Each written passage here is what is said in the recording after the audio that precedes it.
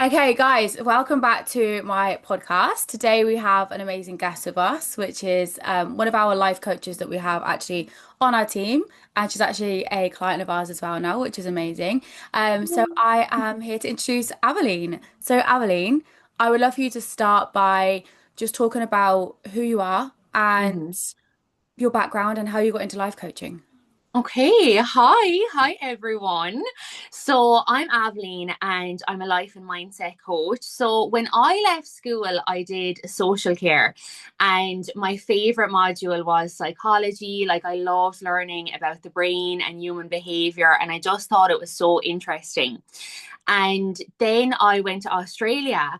And when I was in Australia, like it was fascinating because looking back now, a lot of people, and I met so many amazing people, but I found like a lot of people were kind of like running from home or like running from problems, and like we tend to do this, like we go to a different place or a different environment and think that like all our problems will be solved or it'll be so different, when in reality, like wherever you go, there you are. And looking back now, like I just find that so fascinating. Like we are in our mind like 24/7. Like our all of our realities are so different because we all have a different perspective. And like that's due to how we grow up, like what family, what culture, like all of these different things. And one time I was talking to someone really close to me, and I think we were talking about like attachment styles and beliefs and relationships. And I was like giving her advice, and she was like, why aren't you a life coach? And I was like, I don't know actually. Like, why aren't I? Because I suppose like I'm always listening to podcasts or reading or like just trying to develop myself just because I'm so interested in it. So I did the life coaching course. It was last year now. And my God, like it was amazing. Like it kind of cracked me wide open because I realized there was so much I was suppressing and so many beliefs that like you hold on to and you're not aware of how limiting they are in your life. So it blew my mind. It gave me a totally different perspective. And I was like, I need everyone to know this. Like, I want to shout this stuff from the rooftops. Like, why aren't we taught it in school?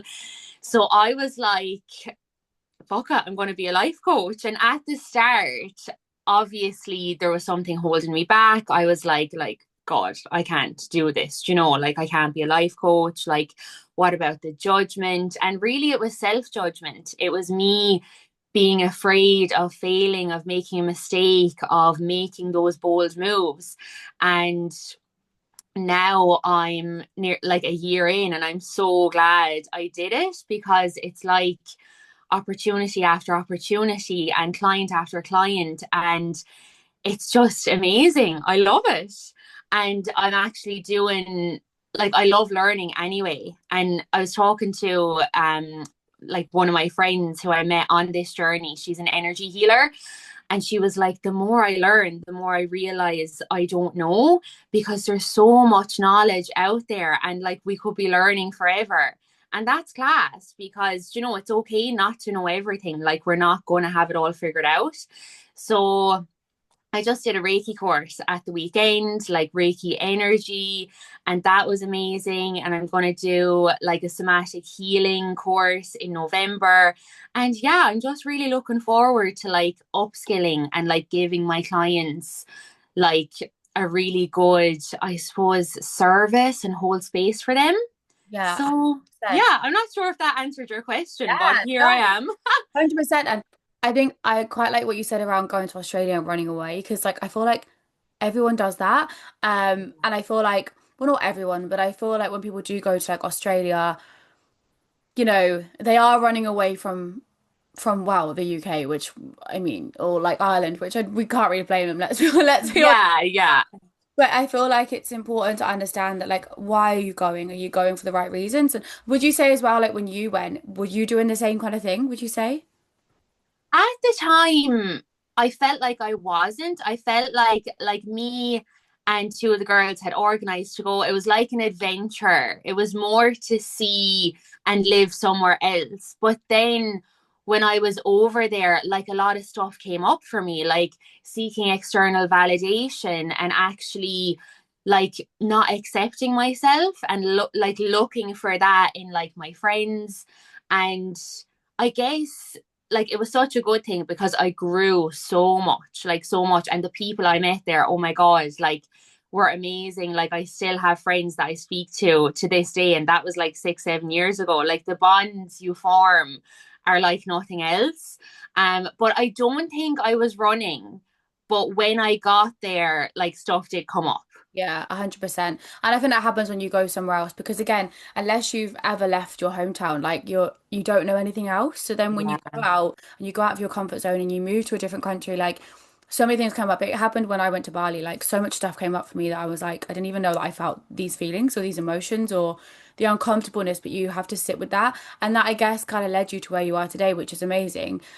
Mhm. What did you do before life coaching? Like, did you have, or like, yeah, what else do you do? Because I know you have another job on the side, right? Am I correct? Yeah, so my family have like a haulage business with like trucks and trailers, and my granddad like built that from like the ground up, like in I think it was the 70s. And like it's so funny because he's like in his 70s now and like he still works every day, like he's down in the garage. So I do that like Monday to Friday, 9 to 5, and I love it. Like it's so good. Now, obviously, like I'm working with family, like we have our ups and downs, but like I love the variety, I guess, of like having that job, but also doing the coaching and like meeting so many other different people as well. Yeah, 100%. And I feel like as well, like with that kind of thing as well, like it's your family. So there's a little bit more of like passion and connection there than it would be if you were just doing like a general 9 to 5 job that you didn't enjoy as well. Do you know what I mean? Yeah, that's Your, true. is your goal like to do life coaching full time or like what is your overall goal with that? I would probably do both like Really? part-time because I feel like I love going into the office, like meeting people, having the chats, like that in person. Yeah, you don't Whereas get that online. like what? You don't get that online. That's the thing that misses online is that. Yeah, like if I was working online all the time, I guess like I would just be on the laptop. And don't get me wrong, like you can make amazing connections online, and I have done. But yeah, I just love the variety. Yeah, 100%. I feel like it depends because I'm exactly the same. Like, I obviously work from home every single day, but there are some days, like yesterday, I didn't leave the house until like 5 to go and get my steps in. And the only person I speak to is my boyfriend or who I see. And after a while, you're like, I'm just literally stuck in between walls. But at the same time, like you said, like it's find that balance between the two. And that's why I Yeah, always do like in-person events as well because I'm like, I need that human connection. So of course. so obviously we've kind of like, yeah, we've kind of like been talking, I feel like a while. I say like a year because it was when you were just doing your qualification, wasn't it? Yeah, so I think you messaged me, and at the time I was doing my coaching course, and I was like, "Look, I can't afford like the online coaching at the moment, but like, do you want?" Because I had to do free pro bono Yeah. sessions to obviously like practice, and I was like, "Do you want a free life coaching session?" I was like, yeah, And you were like, "Yeah, okay," and I like need that. Give me the literally. life coaching. I was like, yes, please. And literally, that would have been like a year ago. And then ever since, we've been like, like floating in and out of each other's lives. 100%. And like having you on the team as well, doing our calls with our girls, like like I said to you the other day when we had our call together, I love it because they get a different perspective. And I think, like Mm, you said, I think this is what's really important about being a coach, whether it's a life coach of like any kind of coach, is you've got to do the work yourself. And actually a lot of the stuff yeah, you do is for you it's for other people, but it's because you found yourself within, like you said, you found other stuff really helpful for yourself, growing and learning and overcoming limiting self-beliefs and really tapping into that for yourself that that's where that's why like even when you said then you're doing the Reiki course, you're doing these other courses, the reason you're doing that is because you're not just doing it for the money, you're not just doing it just to like no, life coach. It's like the passion is there and the fire is lit and it's like, well, I want to help as many people as I can. There's so many different avenues to learn and grow. It's not just I'm a life coach, here we go. And I think that's really important as well because I think a lot of people when they go into like business or side hustles, it's very much about the money and they're yeah, losing sight of the passion. Whereas I think when you've gone through your own journey and you've got your own story to tell, it's like this helped me change my life, so I'm going to change other people's lives too. And that's so special because I think that's what's missing in a lot of industries. Would you agree? Yeah, 100%. Like, I guess, like at the start, I was like, even like, I don't want to charge people. Like, I just want to, like, help people or whatever. And then it's like, okay, you have to be paid for your time. And like, even spending money on courses and stuff, they can be quite expensive. Yeah. So I think like when your heart's in like a good place and like you have that genuine like passion and want to help people and just spread that knowledge, like yes, it's so good. Yeah. But I haven't like in I suppose my industry, I don't know. I haven't like met people who's like, oh my God, yeah, I'm going to charge like so much Yeah. for this. Like, I feel like I'm around a lot of people who are so authentic. Yeah. That's important. Yeah. Always get sucked into different things, 100%. I think like in any coaching industry, I think people see it as like, I think what I mean as well as I think people see it as like, oh, like that's easy. I can just go and do a course and do that. And it's like, no, like it has to stem from a very deep place within inside of you so that you can help people to a deeper level. It's not just I'm going to do Yeah. a and off we go. Otherwise, it's just not the passion's not there at all. So I No. Okay, so our clients actually asked us to go over a few topics. So we'll go through those in a second. But there was just a few questions that I wanted to ask you because, especially with the calls that we do with our team as well, like they're very deep and we do a Mm. lot of like inner work, which I think is really important. So I just wanted to ask a few questions for your own like insight on these topics, because I know that you've got really good insights into them. I know they're going to help a lot of people. So obviously, in regards to confidence, I think confidence is a really big thing, and I think it's a lot of people struggle with confidence, whether it's external confidence of how they look and presenting themselves in a Mm. certain way, or whether it's internal confidence. And that's something that I always struggled with for a very long time.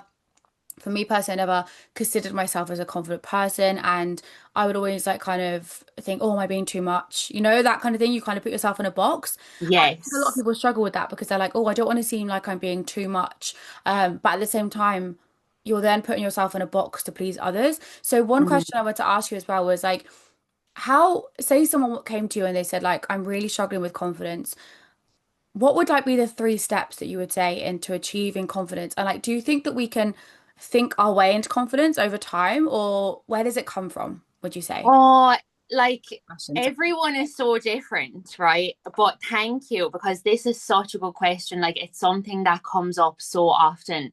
So with confidence, we kind of have to ask, okay, like where did we actually lose the confidence in the first place? Like was there a time where you were so confident and maybe you were in then a relationship that like diminished that, or like maybe friends in school made you feel like not accepted? So like where, like how long has this been going on? Like where did the confidence diminish? And then I would try and help them like find proof to like what they've actually done in their lives to like be proud, like achievements, like all of these things that we don't acknowledge because we're so used to listening to our inner critic. Like there is an inner cheerleader in there, but like we just have to activate her. Yeah. And as you said, sometimes we're actually afraid of saying like, oh my God, like I'm proud of myself. Well done. Fair play to me, because we're seen as being full of ourselves. Yeah. So I actually made a video on this a while back, and it was like when we're growing up, right? We're listening to maybe our moms or aunties, and they're like, oh, look at her, like what's she wearing? Like she's so full of herself, all of this. So we take on those beliefs, right? It's all about these limiting beliefs. And when we hear like, oh, she's so full of herself, like it's made to be a bad thing because we're not supposed to be loud. We're not supposed to be confident. We're supposed to be the quiet girl sitting in the corner. But like, you're not supposed to be half of yourself. You're supposed to be full of yourself. Like, who else would you be full of? So it's so good because I think things are changing, Yeah. and it's like you're not supposed to make yourself small to feel for other people to feel comfortable. So, Yes. like, if someone has an issue with you being confident or self love or having self trust, like unfortunately that is a limitation in themselves. And I probably would have felt this before. I would have had all of these limitations and judged other people Yeah. because we're judging people from our own perspective, from our own limitations. And it's about like being aware of the limitations, the limiting beliefs, and being comfortable with actually taking up space, being seen, being heard, being confident. So it's doing baby steps to bring you back to that confident self. Yeah. And the more action steps you take, you can be like, oh my God, I can't believe I did that yesterday. But like, you're able to do it. It's the limits we put on ourselves. Yeah.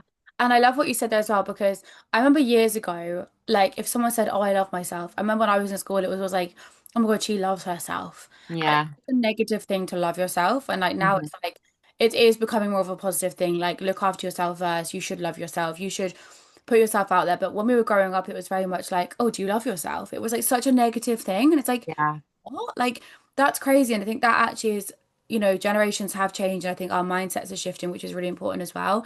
But I think that's really important because I think that a lot of people think, oh, well, she's just confident and I'm not, or whatever. And it's like, you have to build it. It takes time and it takes a lot of, and like you said, I think another thing as well, what you said there as well is really important in regards to you admitting that there were things that you probably felt about other people that you were judging other people. Because I think a lot of times people think, oh, no, I don't judge people. But like, Mm. it's okay to say you judge someone. It's okay Yeah. to say that you thought a negative thing about someone. But ask yourself, okay, hold on, where did that come from? Because Yeah. the biggest thing is like self-awareness. And I think a lot of us say, oh no, I don't judge people. We're all human, right? Yeah. Let's be real. 100%. There's going to be times where we've been like, oh, why is she wearing that? Or whether it was in the past or whether, when I was in school, I was probably way more judgmental than I am now because again, Mm. I wasn't confident and they all came from within. I actually remember when we were growing up, we had one of our really good friends in our friendship group and everyone used to she was beautiful, stunning, gorgeous, had, everything right. And I remember my mum, if we ever said anything like anything negative, it was never about her appearance, anything like that, but anything negative, my mum would always say, you girls are just jealous of her. And it probably was. Oh, And it was like, it actually, and I look back and I was like, you know what? It probably was. Like, she was such an authentic, beautiful person inside and out. And, in school, you do have jealousy. So whenever someone says something negative, ask yourself, like, is that actually coming from a pure place? Because if it was coming from a pure place, you wouldn't think it, you know? that is so true. Yeah, but And like you used to always with say that, and we'd be like, no, we're not jealous. We probably were. 100%, and like with girls as well, it's like in school, like there is nearly a competition. Yeah, It's like, what does she have? She's so pretty. Like, look at her hair. yeah, And like, you can obviously say, like, oh my God, she looks amazing. Like, like fair play to her.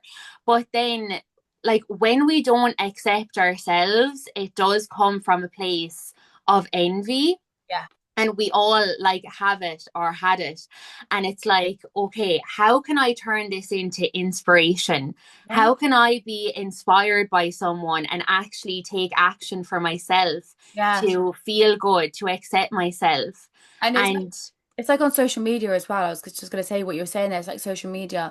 A lot of people will follow people who make them feel a type of way, and it's a negative feeling. And I always say to people, if you feel a negative feeling from following someone, maybe unfollow them because it's nothing yeah, to you. But ask yourself, could you turn that negative feeling that you're feeling of, oh, why does she look like that? Or why does she have this? Or why is she so successful? Into how did she do that? I want to do it too. Let me, exactly, you know? exactly, yeah. Like, even like, say with me and you, like I could be like, oh my God, like she is so successful. Like, how did she do that? Like, I want to be like that. But I could come from a place of being like, oh, that's so annoying. Like, I don't have that.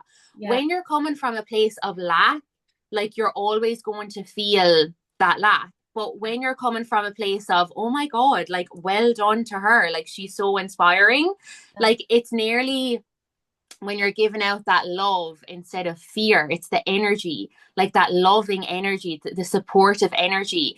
And it's not a place of fear, it's not inner critic. It's like, wow, I can learn from her. 100%. And would you say that everything comes from a place of love or fear? Is that like the way we are? Yeah. So there's kind of like two emotions, right? It's like love or fear. Like let's say like anger is coming from a place of fear, like sadness, grief, judgment, shame, guilt. Like they're all kind of fear based. And then with love, it's like joy, gratitude, abundance, like happiness, like all of that good stuff. And look, like there's a place for both in life. Like we're gonna feel both. Like there's duality in everything. Like life isn't always rainbow smiles, lollipops. Do you know what I mean? Yeah. But it's like when we accept that and not put the expectation that we have to be happy or perfect all the time, like I think confidence comes from there as well, because it's like, I'm having a shit day today, but you know what? It's okay. It will pass. Yeah. Accepting things and accepting them for what they are instead of trying to control everything. And that's Yeah. what I've always struggled with because I'm a control freak. So I've always struggled with that. But the thing is, I'm like, it is what it is. Like, what was it the other day? I had my client photo shoot and everything, well, not went wrong in the morning, but I was like in my head going to be late. And I turned up with my eye masks on. I had my hair curlers in. I just turned up and then my banner broke that I had. It like split Oh, open on the door and it just went shoo and broke. And I was like, meh, oh, who cares? It's fine. yeah. It's fine. Nothing's gonna happen. Like, whereas the old me would have been like flapping, stressed, probably would have had a really stressful morning, but I was like, it's fine. Like, no, it's Yeah. some things are out of your control. And also like it's not that big of a deal, you know? So I feel like No. it helps as well because I think also when things go wrong, we end up beating ourselves up and then we tell ourselves that we're failures and we get into this and that also then impacts your confidence as well. Another question I wanted to ask as well was like, say someone said to you like, I feel lost. I don't know how to find me. You know when people say like, I want to find who I am, or I don't feel like me, or I don't know if I'm being authentic, or say they're trying to find, I don't know, a new job or something they want to get into. Because I hear Yeah. that from a lot of people, like especially my friends as well. Like one of my friends, she's she's like always she's so creative. She's incredible, right? She's got this really creative mind. She loves yoga but she's always kind of gone into things and been like, I don't know if that's me. Like, I can't figure out is that my thing or where am I? Like, who am I? So what would you say to someone who was like, I don't know who I am. I'm lost. I don't know what I should be doing. Am I on the right path? How do I know? Okay. That's such a good question. It's kind of like, because I feel like I've had this before with clients, and it's like I used to be, and I want to go back to that person. And it's like sometimes, like, searching to go back actually isn't the right answer. Like, sometimes you're evolving and it's a new chapter, and it depends again in perspective, like what way you want to see it. Like, either you're lost and stuck, or you're just going through a new chapter in a new phase, and like it's okay not to know. So it's good to obviously try new things, see what you like, what you don't like, but also, are you setting an expectation on yourself to be someone or something for the wrong reasons, or because you don't accept yourself? Yeah. Do you know what I mean? Yeah. And I thought it's quite a big thing as well as I think people think, oh, well, they're doing, or like I'll even take myself, for example. Like I remember I went to uni because I was told I should go to uni and I was told that this is what I should do with my life. And when I said I was going to be a PT, yeah, it didn't go well with my family. Let's just say that. They're like, you're doing a degree to, go and work with, I went into work into a prison and things like that. And that's what I wanted to do. Or like I wanted to go into the police force or something like that. I did criminology at university. Hmm. But the reason I did that was because I wanted to do psychology at university. Because like you said at the start, I was so interested in the mind. But the next thing was like, oh, I'll do that with criminology because that sounds really cool. Like I would love to one day work, with I don't know. I didn't even know what I wanted to do. I was like, I'm gonna be a prison officer or I'm gonna work like within forensic. Yeah. Something cool because I wanted my mind to be stimulated. And I went into did my degree and then I fell in love with training and I fell in love with all of that and I became a PT and that was my passion. And I remember but feeling so conflicted because I was like, wait, but I've done this my heart. Like I've worked towards this Mm. goal. Am I now not going to go into that? Am I not going to work into this thing that I said I was going to do? Maybe that's not my path. And it definitely created some conflict within my family because they were like, why would you be a PT? Like when you've got a degree? Like they had this really low mindset in regards to PTs, right? Yeah. And I'm so glad that I followed my passion and I did what I wanted to do instead of what I thought I should do. And I obviously, wasted a load of money on doing a degree, but whatever, like it is what it is. But I honestly believe, again, like me going to university, I would have never fallen in love with training. So that got me to where I Hmm. wanted to be. So a little bit of a different insight there, but I guess it's hard when you're conflicted with two things because you feel like you should be doing this because it's a safe route and everyone tells you this is what you should do. But Yeah. it's different. But also, like you said as well, like trying new things, everything leads to a new thing. Like that's what I said to my friend. I was like, just keep trying to do new things. Like whatever you fall in love with, follow that. Whatever you love, run towards that. Yeah. Otherwise, you're never going to find anything. And me going to university and okay, I didn't use my degree, and my boyfriend always says what a waste of time that was. It wasn't a waste of time because I wouldn't be where I am No. today because I wouldn't have fallen in love with training. So again, like everything leads to things, but I think it is hard when people want more out of life and they see other people doing more, but they're like, well, I don't know what to do, or I don't know who I Mm. am, or I don't know what the right thing is to do. But I always think there is no right or wrong way. You just got to take the path and run with it. It always And where you're I supposed I think as well, like absolutely, like there's no kind of wasted situations or wasted courses. Like I did social care, but I don't work in it, but I learned so much. Yeah, And it actually really shifted my mindset. I made friends for life out of it, and it was amazing. Do you know, it wasn't a waste. And then sometimes our path is just like taking a different path, and that's okay. yeah. But as well as that, oh my God, I forget what I was going to say. Brain fog. Wait, It will I come, can't remember. It's we'll lost. come back to you in a second. We'll be mid-conversation to something else. Oh, yeah, yeah, yeah. So, like, sometimes because we don't know so much, like what to do, what not to do, we become paralyzed. We're like in a freeze state because we're like, well, what do I do? Sometimes taking one step of action can put you towards where you want to go. Yeah. Sometimes we just need to take that action. We're not going to be ready. It's not going to be the right time, but like there's never a right time. Sometimes we just have to do it and take that leap. 100%. And like I always think I get that as well when it comes to health and fitness. Like a lot of people will be like, "Oh, do it when the time's right," and it's like there's never going to be a right time, like Yeah. ever. You've just got to run with it, and it's a similar. Like I waited way too long to quit my job and go full-time coaching. I know I did because I was fearful, I was scared. I didn't have the confidence. I thought, but they can do it, but I can't. How am I going to make a full-time income off of just coaching? Like, what if all my clients leave me again? Like we said earlier, I was like out of fear. And then one day I was just Yeah. like, you know what? What's the worst that's gonna happen? Let's just do it. It was like the scariest thing I Literally, ever did, but it was the best thing I ever did. And again, it was like, well, until you take that leap, you're never gonna know. Like no. you just have to do it. So, Yeah. but another question I was gonna ask as well is, so like I know we talk a lot on our calls as well in regards to like your inner child, past experiences, and how it shapes us. So, what do you think? Like the question I've asked is like, what role does healing within your inner child past experiences play in creating new habits? Like, so I guess what I'm asking as well is, say someone wanted to create new habits, like say they wanted to start a health and fitness journey, but they have this belief system from the past that they always fail, or they're always going to be Mm, stuck where they are, or they're just not made to be at wherever it is, whether it's to build muscle, lose weight, whatever it is. mm. They just always fail because of past situations. What do you think, how can someone heal from that? Like, in order to get them to where they want to be? Like, what things do they need to work on, ask themselves? How can we dig deep? Because sometimes and this is something that I used to struggle with as well. I'd be like, oh, it's just me. Like, it's not my past. But now I think since working with you and having you on our team, it's so funny. Like, I'll talk to my friends or my partner, and I'm like, where does that come from? They're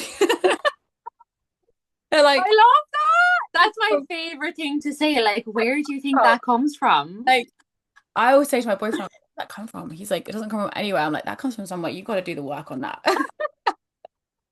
Oh my God, I love that so much. So Like, funny. what would you get if someone's trying to create a new habit or they're trying to start a new lifestyle, but they're struggling with that? How do we dig deep? How do we find out what that is, and how do we heal from it? Okay. So I would, as you said, dig deep, like be like, say with the failure thing. Okay. So like where does that belief that failure is so bad, like our attitude to failure is so important, because sometimes we won't do anything because we're afraid to fail so much, and that doesn't get us anywhere. We don't grow, we don't evolve because our fear of failure. So with the failure thing, we'll be like, okay, where did you first hear that like failure was bad, making a mistake was bad, like have you failed in the past and there has been negative consequences. And it's like going through all of that, but also being like, wherever that belief came from, like it's okay for our mom or dad to have a belief that failure is bad. That's their life. They got that from somewhere. Like it trickles down through the generations. Like it's amazing. Um, like it's okay for them to have that belief, but how do you want to move forward? Like if you keep believing that failure is bad and making a mistake is bad, like how is that going to show up in your life? How are you going to evolve and grow? And we can also get deeper by like doing visualizations, like writing letters to our past selves, our future selves, like writing letters to our parents and saying things that we might be afraid to say, like, oh, like you told me shut up when I was 10 and you smacked me for failing a test, or any of these things that like also can have an effect on our body, because like trauma lives in the body. Like we don't remember, we might repress or try to forget, but like our body remembers, and like that's where the nervous system comes in as well. And it's so important to do like the breath work, the meditation, like energy work, and actually try and heal from the beliefs that don't let you move forward or limit you. Yeah, because I think that's why like something that a lot of people struggle with is even if they find that thing, and I find this with clients too, like we'll find that thing that like, oh, it came from this. We've really stripped it back. I think the next thing that they struggle with is like, okay, now what? Like, how do I move past that because it's still in my head? Like, I Yeah. figured out that it was this person saying this when I was in school, or my dad said this, or my mum said this, or whatever it is. How do I, how do I move past that? Like, obviously with the healing and stuff, but is there like anything that you would suggest for someone who's trying to move past that, how they start to take those steps, like as well as the healing work of, like we said, the visualization, the breath work, things like that? Like, is there anything else that you would suggest that they would do to move past that, to really prove that that is not right, that's not who you are, that's a past trauma, you know? Yeah.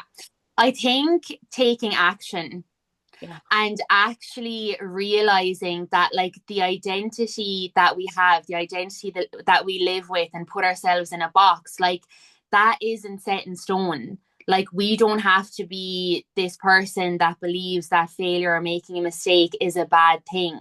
Like we can reframe that, and we can literally do things that maybe we will fail, maybe we will make a mistake, and we see that no one dies, like the world doesn't end. And the more we start taking those action steps, maybe they're baby steps, and we see that nothing bad actually happens, then we can move forward. And as I said, everyone is so different, but that's what I found that works for clients and worked for me. Yeah, I love that because I think that's actually probably the biggest thing that spiked my confidence was like just being like, yeah, let's fucking go. I'm gonna do this thing that scares me. I'm gonna do this thing that is absolutely terrifying that Yeah. I've always told myself I can't do. And then I was like, I did it, and then I was like, well, if I can do that, then I can do the next thing. You know, like This is it. And like that grows your self belief and your self trust, your confidence. It grows all of them so much because you're like, oh my God, I did that. And acknowledging that you've done that, like being proud and being like, oh shit, like I made a mistake, but I gained a new client, yeah. but I like joined a new gym. Yeah, 100%. I think you just gonna push yourself and be like, that is just that thing there scares the life out of me. I'm gonna run. I'm gonna run Yeah. towards it and I'm gonna do it and I'm gonna show myself that I can do it. And if I fail, good, because you get back up. And I did a podcast on this the other day on failing forward. Like, you're gonna fail. Fail Yeah. is a bad thing. Failing, you get back up and you learn and you overcome and you keep you keep it moving forward. So yeah, I know I love that. Okay, another thing they wanted to go through as well was like self-belief, but I guess that's kind of what we went over then again in regards to confidence, self-belief, same kind of Hmm. thing, doing things, learning, overcoming. Hmm. I guess another thing as well is stopping that inner critic they mentioned, which I know you've mentioned on here a few times as well. Like, do you have any tips on stopping your inner critic? Because I think it doesn't ever fully disappear. I think we just have to learn that it's not real. You know, it's actually not real. But Yeah. do you have any insights on that at all? So our inner critic is a part of us, right? It's not us. Like what they say isn't factual, isn't true, okay? It is a part of us, but we kind of have to treat it with curiosity and compassion and being like, okay, if they're so afraid to join a new gym, like what are they actually afraid of? Like, is it my inner child being scared that like everyone will laugh at me because that happened on the playground when I was 10 Yeah. or something like that? So, like, being like, okay, I hear you, I see you, but you're not making that decision today. Yeah. So, it's being like, the inner critic will be there, but like not putting so much weight on them making the decisions Yeah. and also being like it's a part of me, but what do they need today? Like, do they need me to love and accept myself more and not be afraid and all of that? It's so true because like we all have it like no matter what. I think people think that as you like grow in whatever you don't have it anymore, but you do. And like I even had it when I joined whenever I join a new gym, I still get gym anxiety. And I've been Yeah, training for what, like 8, 9 years. Gym anxiety is still a thing and it's because of that fear of like you're going into an unknown situation, an unknown environment. You don't know everything is, it's unfamiliar. That's where it comes from. And like I pulled up at my new gym that I joined a few months ago and I sat in the car for like 15 minutes because I was like, what if I go in there? It's an unmanned gym, so there was no one in there. I had to like use the access code, which made me even more nervous because like, what if it doesn't work and I can't get in? Where do I go? Where's the changing rooms? Where's yeah, this? Where's that? And I remember sat there for like 15 minutes, like hyping myself up. And I remember just saying to myself, like, girl, come on now, get a grip. Like, seriously, get a freaking grip. Five, four, three, two, one. Get out the car and we go. And we walked in. love it. All those things in my head that I was worrying about didn't happen. Yeah, It didn't happen. And like you, and again, like you said, what's the worst that's going to happen? Like, what's the worst that could have happened? I could have walked in, didn't know where the changing room was, asked someone, where's the changing rooms? They're up there. Cool, move on. It's the worst. literally. Like I say to people all the time, like, what's the worst that can happen? You know, like Yeah, even when some of our girls do photo shoots, I'm like, what's the worst that can happen? You don't like some of the pictures, but you still had a great time. You know, like yeah, it's such a scary thing to do. What's the worst that can happen? Like when I did my bodybuilding show, I said to myself, like, I tried to back out so many times, like so many times. I was so scared of doing it. I was like, who do I think I am stepping on a stage? Like, who the hell do you think you are? And mm-hmm. I remember my coach was like, yeah, nice try, we're doing it. And I'm so glad I had her to be like, we're doing it. And I'm I know. saying to myself, what's the worst that can happen? I mean, I might fall over on stage, but that was actually one of my biggest fears of like falling over on stage. So what? That's it. Like you said, Yeah, guys, it's okay. People move, like it is what it is. So that's like a really big thing. Is just saying to yourself, like, what's the worst that can happen in this situation that I'm panicking about? You know, like it's not that deep. Just go, like, just do it, and you'll realize exactly. And that's why I think it's so important having someone in your corner to be like, okay, but you can do this. You've done things like this before. What is the worst that can happen? And then it's like, oh, yeah, it's that perspective shift from someone else. 100% because your inner critic will always stop you doing the thing that you should do because it's like Hmm. a fear. Oh no, you can't do that. Oh no, you can't get into shape. Oh no, you can't go to the gym. Or oh Yeah. no, you can't start that business. Oh no, they can, but you can't. Who do you think you are doing that? And when you don't have someone else in your corner telling you, like, yes, you can. That's all you Hmm. need is someone being like, yes, you can do that. That's what coaching is. It's like, Yeah. yeah, you can do that. Like, why can't you do that? And you're like, oh, wait, why can't I? You know, like I've had clients say, oh, I can't run or I can't go to the gym, not me. I'm like, yeah, you can. And they're like, Absolutely. go. And they're like, oh, wait, I can do that. I'm like, or like, even we're doing another photo shoot. And I've said to some of the girls, why haven't you applied for the photo shoot? Oh, no, I can't do that. Why can't you? Why can't you do that? What, you think I can? Yeah. Okay, I'll do it. You know? I know, this is it. And that's like the identity thing with putting ourselves in a box and being like, no, I could never do that. Yeah. It's like, why? Where did you hear that from? Yeah. And like, why can someone else do it, but you can't? Like, Yeah, there's no difference. They just went for it. They probably failed a million times, but they did it over and over and over again. So it's the same thing, 100%. Um, okay, I think one of my last questions is I would say I've got a few here. I'm trying to think what's the best question to ask. Um, the girls have asked how to manifest successfully and cleansing your aura.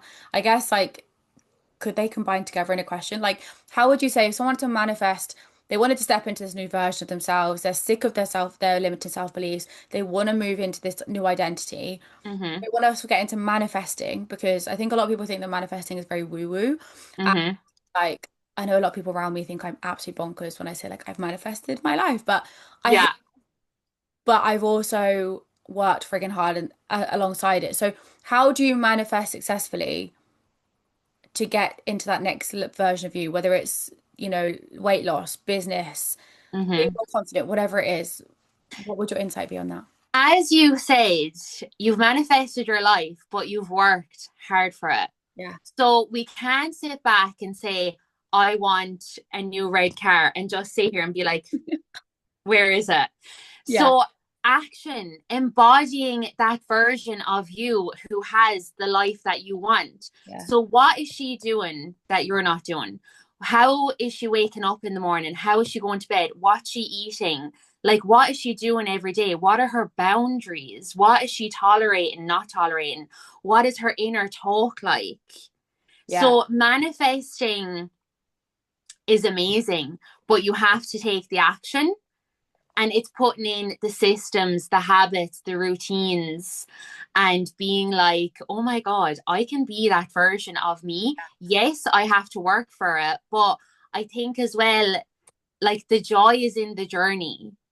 Like if you're not happy and you're striving and reaching for goals all the time and you're like, I'll be happy when, Yeah. like you'll never be happy because like have you ever reached a goal and it's like, oh my God, yes, for 10 seconds? It doesn't last So long. like, I feel like yeah, so it's proud like and, like 10 I'm like seconds. every time I reach a new goal, it doesn't even feel as good as you think. It felt good working towards the goal, Yeah, Then you get the goal and you're like, all right, cool, what's next? Like exactly. So it's like, who do I get to be today? yeah, Who am I embodying today that I can have that life? Because you can do anything you want, you can be whoever you want to be, yeah, but it's the limiting beliefs that hold us back. And it's like waking up and being like, actually, no, like I'm done with that. yeah. And putting in the action steps that move you forward to evolve, to grow, and to embody that person. 100%. Because I think a lot of people think that manifesting is sitting there saying, I want a mansion, I want a new car, or I want this, or I want this new love of my life to come into my life and sweep off my feet. And it's like, that's great. But if you're spending your days going around saying, I don't have what I want, I don't, Mm-hmm. and like you're holding yourself back, you're just going to create more lack for yourself. And then you're going to think it doesn't work. Whereas, like you said, Yeah. manifesting is, yes, manifesting and really visualizing it and like, seeing it happen and being like, okay, what do I need to do to get there? Let's go. And Yeah. those two together, you'll always fly. And like that's why I'm so big on vision boards and like even in front Mm-hmm. of me now, like people would think I'm wild if they saw what was in front of me right now. Like I have my whiteboard and every month I redo it and it says what I've achieved and it says the long-term vision of what I've achieved and I write things down as if so that every day I look at that and I'm like, yeah, that's what you're working towards. So you better Love it. work because that's the thing. I think people think, I want to manifest this life. You can't just write it down and go to work and be like, I hate my boss, I hate my job, I hate this, I hate that, and No. expect things to just manifest. You got to be like, right, I trust that it's coming, it's gonna Mm-hmm. happen. I'm working towards it, but at the same time, I've got to enjoy this journey because I remember when I manifested a car once. I manifested my Fiat 500 that I had ages ago, and I remember Oh my God. I had my first Ford Fiesta, and I remember driving to my job that I didn't really enjoy at the time, but I was like Mm-hmm. again trying to like romanticize my life because I knew that was what was going to happen. And I remember driving to my job every day, and the person who owned the Fiat 500 had said no, like they wouldn't take my offer, and I was really big into manifesting, and I was like, right, cool, this is a perfect opportunity. I'm going to manifest this car. And I remember driving to work every day. I was in my Fiat in my head. I was already in it. Like I literally was like, Oh I'm my already. God. I trust it's coming. I wasn't driving my Fiesta being like, oh, I'm so sick of this car. I hate this car. I really want my Fiat. I was like, it's all good. I know they've rejected the offer, but somehow I will get that Fiat. And I know Yeah. I'm already driving the white Fiat. And I would visualize myself in it, trusting. And 2 days later, they called and was like, we accept your offer. And I went and picked up the Fiat. Oh my God. I'm obsessed with that. But it was because I was just like so like in belief and I was like, it's gonna happen. I don't need to worry. I don't need to stress. I don't need to act in lack. I act in an abundance of like, this is mine. I'm gonna have it. Abundance. I Yeah. don't need to worry about it. And again, that alongside the action of like doing what I could to get the car, you know. Yeah. And I remember that was like, I remember telling people I manifested my fear, and they were like, "You're wild." I was like, "No, I'm telling you, I manifested my fear 500." And it's because, like, even with your vision board, like when you're looking at what you have planned, like you're priming your brain every day. And that's where our reticular activating system comes in. So, like, it's filtering out what's not important. And what you're focusing on is that vision board. Yeah. So, you're going to subconsciously make actions and make bold moves to get you there because you're priming your brain. Yeah, and like I think also what I've learned recently as well is like your brain. I listen to a lot of Joe Dispenza. Do you listen to Joe Dispenza? Yeah. Love Joe Dispenza. And obviously he says a lot in regards to like your brain, in regards to your brain does not know what is actual reality Hmm. compared to what you think is actually real. Like, so if you actually brainwash yourself into thinking that you are Yeah. this rich person or whatever it is you want to, or like you, with your dream husband, it's already happened. Your body and your life is going to align with that. So it's going to happen because Yeah. your brain doesn't know the difference. And I've recently been listening to subliminals. Do you listen to subliminals? No, I don't. Oh, they are so good. Like Really? every night I listen to subliminals. Don't get me wrong, I say every night. I didn't last night. I fell asleep way too early before I put my thing on. But I've got this sleep mask that I bought the other day that one of my clients recommended, and it's got headphones, like speakers in it. Otherwise, I listen to my headphones. But these subliminals are basically things that you listen to as you sleep. Yeah. Yeah, they listen, and Yeah. it's to reprogram your brain. And I'm like, whatever. Or even I listen to Joe Dispenza. He has sleep ones as well that can reprogram your brain as you. Wow. And it's like, again, it's just that, but also you can't just sit there and do nothing. Like, No. it's like you have to act as, like you said, act as if that person, like, if you want to achieve that goal, what's that person doing to achieve that goal? What did they do? Are you doing that? And I actually also, another little tip as well, like, I have reminders that pop on my phone every day that say, "Are you showing up to be this person? You said you want to achieve this. Are you doing it?" And if Yeah. it pops up like at midday, I'm like, "Oh yeah, I've Yeah. It's a reminder. yeah." And like, as well as that, what is she not doing? Hmm. Like that version of you that you want to be, like, what is she not doing? That's the biggest question, I think, because we can all say we're doing what we Mhm. need to do, but actually, like, what are you not doing? Like, it's the same when when ladies come and they want to lose weight, it's like, okay, you want to be this person that's losing the weight, but what you, like you Mhm. just said, okay, what are you doing? I'm doing this and this, but okay, what are you not doing? Yeah. That's such a big Yeah. question to ask yourself. Like, what are you not doing that you could be doing more of? Because we can all do more. And if we're not, Yeah. and again, if people say, "Oh, I'm doing everything," I'm like, that's not true. Everyone is doing more. Everyone. I say to myself, I'm like, you could be doing more, and I'm like, yeah, I could be doing more. So I know. I know. no, 100%. Well, I've obviously gone over way over time, so apologies. But That's okay. thank you so much. That was so insightful, and I know that the girls on the team were definitely going to listen to this and they're going to love it, but also anyone else who listens. So thank you so much. But before we go as well, where can people find you so they can get in contact with you? Okay, so I'm most active on my Instagram Yeah. and I'm Avelene Dalton Life Coaching on Instagram. So I go on stories most days, like put up videos and just my insights in my life, I guess. Yeah, 100%. And like I feel like your posts are very like again provoking like this has been as well. So what I'll do is I'll pop your Instagram handle below. Yeah. Do you have any other socials or is it just Instagram? TikTok, Facebook, but I'm not as active on them to be honest. So just the Instagram is the best place to find you and keep. Yeah. Okay, amazing. Well, thank you so much. Thank you. Obviously we speak like every day anyway, so I will probably speak to you at some point today. But yeah, thank you so much for coming on and I hope you guys have enjoyed. Yay. Uh,